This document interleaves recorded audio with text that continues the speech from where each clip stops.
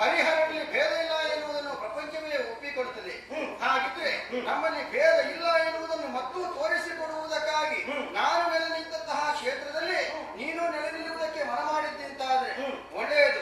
ಒಂದು ಮರ ಇದ್ರೆ ಸಾಲದು, ಆ ಮರಕ್ಕೆ ರೆಂಬೆ ಕೊಂಬೆಗಳಿದ್ರೆ ಮಾತ್ರ ಅದು ಶೋಭಾಯಮಾನವಾಗಿ ಕಂಗೊಳಿಸುವುದಕ್ಕೆ ಸಾಧ್ಯತೆ ಇದೆ.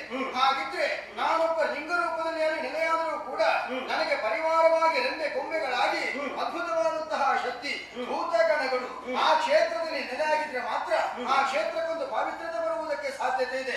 ಹಾಗೆ ವ್ಯವಸ್ಥೆಯನ್ನು ಮಾಡ್ತೇನೆ. ಮಾತ್ರವಲ್ಲ, ಒಂದು ಮಾಳಿಗೆಯನ್ನು ಏರಬೇಕು ಅಂತ ಆದ್ರೆ ಅದಕ್ಕೆ ಮೆಟ್ಟಿಲುಗಳು ಎನ್ನುವುದು ಬೇಕಾಗ್ತದೆ. ಆ ಮೆಟ್ಟಿಲುಗಳು ಎನ್ನುವರು ಯಾರು ಗೊತ್ತಾ? ಪರಿವಾರ ಶಕ್ತಿಗಳು, ದೈವ ಶಕ್ತಿಗಳು. ಅಂತಹ